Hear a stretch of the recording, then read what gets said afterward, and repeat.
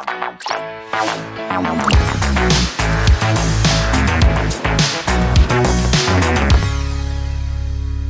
right, guys, welcome back to the after show segment. And thank you so much for subscribing to our after show. It really means the world to us. So thank you very much. And do share your thoughts and your comments. So yeah, use the after show chat to improve your English writing skills. And yeah, we'll happily write back to you. So thank you, guys. All right, so fears and phobias we were talking about in the original podcast. So I'm going to start with my phobia. We were talking about planes. I love planes. I absolutely adore planes. Like I've said before, I wanted to become an airline pilot throughout my whole entire childhood. Unfortunately, it wasn't able to happen, but I always loved planes. But I have one fear. That's of airplane toilets. Airplane toilets. Being sucked. It freaks the hell out of me. They do. It's The kind vacuum. of. The vacuum is. Sorry, man. It's funny. No, don't be sorry. It makes that horrible sound also. Yeah. Oh my God. Freaky sound. Exactly. So whenever I go to the toilet on a plane, I always open the door and flush it because I don't flush it with the door shut. You are afraid of being sucked in? No, just the sound freaks me out. Absolutely freaks me out. Yeah. I mean, I'm not freaked out by all loud sounds, but I guess fire alarms are kind of scary too. But airplane toilets especially, like it's a real chore flushing that toilet. And it's terrible for the people who sit next to the toilet because I have to open the door and then flush it. I'm like, you should have paid for that upgrade. It's your fault that you paid for the cheapest seat. Cheapo. But what about the toilets in the first class? Well, I've never, I don't think I've traveled by first class before. I've been upgraded to business before, but never traveled by first class. Maybe they have different toilets in first class. I mean, they still flush loud. Same I'm sure. system, I guess. Yeah. Yeah, it's not like they're just going to leave the waste material sitting there and a flight attendant will collect it. Oh, first class poop. Let me have it. Golden poo. Golden poop. Yeah. Yeah. So that's my phobia. So I have seen videos of. Well, I saw this funny article years ago of this lady who got stuck to the toilet because she flushed the toilet when she was sitting down, and the suction she couldn't get up. This is God. I don't know if I believe that face. Well, look it up. I'll try to find the article. Oh, well, if it's on the internet, it must be true. It's an urban legend or kind of. Yeah. Exactly. So yeah. What else am I scared of? I've got minor claustrophobia. I mean, I can live with it. I mean, I don't like being stuck in lifts or elevators. Not my cup of tea, really. Have you been stuck in a lift before? Yeah, but just for a couple minutes, like. Oh, okay. Yeah, maybe 10 or that's it. But I wasn't afraid because it wasn't like I had reception. Yeah. I had reception and I called the manager in my school and they fixed the problem. Yeah. Yeah. Yes. I'm kind of scared of lifts, to be honest with you. I saw this absolutely horrible video of this poor Chinese lady getting chopped in half by an elevator. It was like I couldn't sleep afterwards. I wouldn't call that a phobia. I'd just call that a fear because like this poor lady died because of She tries to open the door. She was trying to get out the lift and the lift went down as she was getting out and she was chopped from the back. Maybe not chopped in half, but she was like crushed and it was just horrible. So yeah. Oh, that's just attests to such a dangerous world we live in. Yeah. No matter what you do or where you go, there's danger lurking about. Yeah. My fear, I really don't like heights, and I do live on the 20th floor. All right. But luckily, the sill is nice and high, so I feel very safe. But I'm getting used to being up high. But when I was in boot camp, we were required to rappel. Oh, when you're in the Marines. Yes. And we had to rappel off of a 45-foot tower, and that's like maybe a 5-story building or something. Did you say we rappel? Like we rappel. So there were 2 different ways that we had to do it, where we had to actually take a step off of it. Of course, we're harnessed, and you just drop for 10 feet, and then the harness. Or simply taking the steps down. Right, yeah, because you've probably seen that, how they kind of like run down. We didn't. We bounce, dropped, bounce, dropped. So those were the two ways. But how I had to really control myself because I didn't want to do it.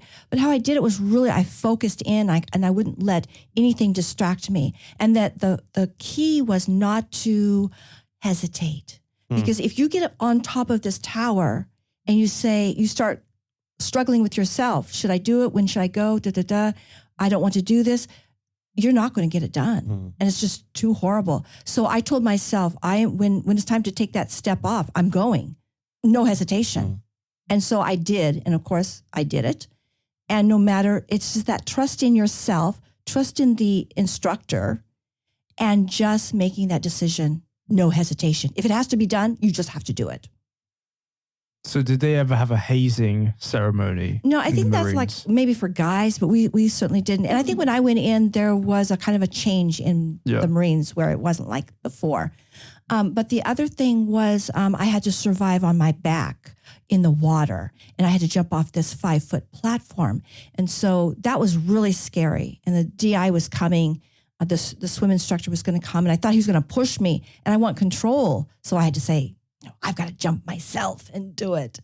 So it's just that laser concentration that if you have to do something and you're afraid to do it, you just have to do it.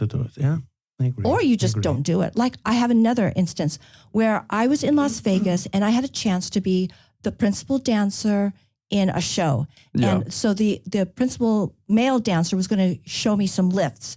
These lifts that are like acrobatic things. And there's like a helicopter lift. That's what it's called. Oh, like the harnesses. That No, lift you not up. with harnesses. A guy lifts you up just like in Hold ballet, hand but, or something, this is in the show. And so you're supposed to jump up and hold your leg to the side and leg down. And then he's supposed to turn you around up there and then catch you again. And so I worked with this male partner, and he helped me. And then I did it, of course, successfully. But I went home and I decided I cannot stand that stress. 2 shows a week, 6 days a week. Yeah. 2 shows a day, 6 days a week.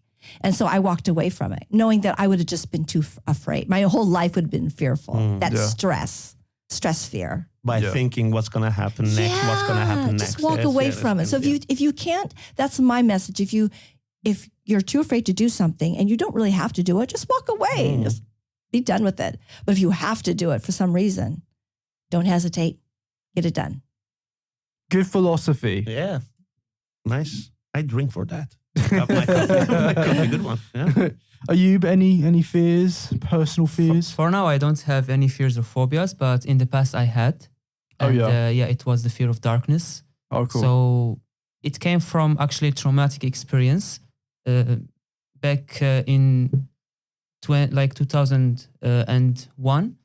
So we had a problem, like there was a terrorist attack. Oh dear. Yeah, and my father had a night shift, and we heard the army coming. Yeah. And they were evacuating us from the house, and it was so dark. Yeah. So I survived. Everybody survived that night. So things got better in Algeria later. So now it's safe, by the way.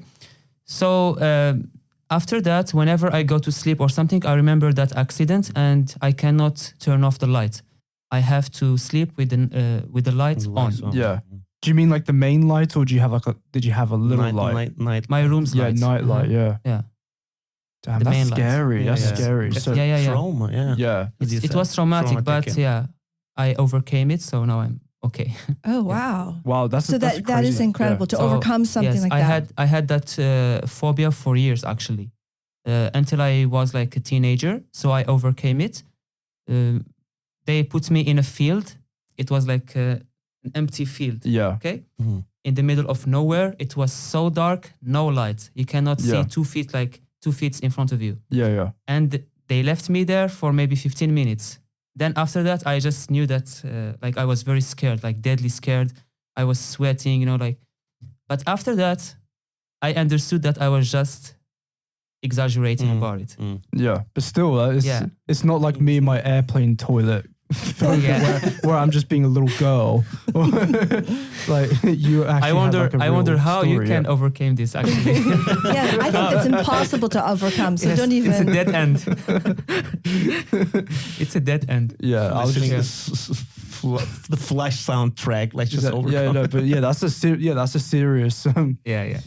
thing. We'll come into story. I went through one thing, fear of water, and I think hydrophobia. Well, it must have been, but I think it was connected to hormones because there was a few times in my life where like a cup of water like this would frighten me because I would imagine being that tiny and falling in, and it's horrible. So I could only drink out of a bottle and very small sips. Yeah, it was just weird, but I think it was connected to hormones. Yeah, interesting. I don't have it now. So I can drink, face this quite well.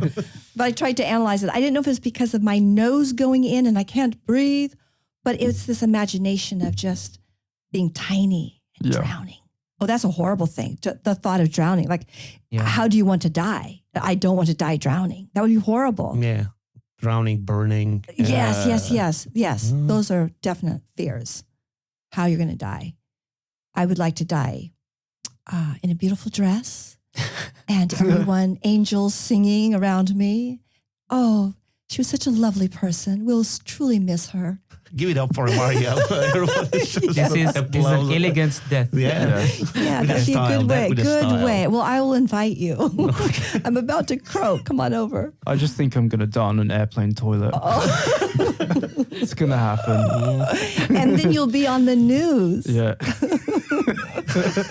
Well, actually, it does happen. Sometimes drug mules, they do die in the airplane toilets because they bring a lot too many drugs and the drugs explode inside them. Over the OD. I'm not going to die that way. Don't worry. I'm not going to. Sucked in. Yeah. Maybe just out of a heart attack when I flush the toilet. Maybe, but it's not going to happen, man. So you're going to be fine. All right. So, are you fearless? Fearless is so strong kind of argument, but as Ayub said, I was kind of afraid of dark when I was a young kid. So, all right, I want the lights on all the time, but I don't have that kind of phobia. Yeah. But I know a person who is suffering severe trauma after her husband passed away. She has been suffering agoraphobia and fear of open places, and she can't go out of her apartment so often. So I know her. She's my mom's friend, and it's kind of severe condition. So, but I don't have any phobias like personally.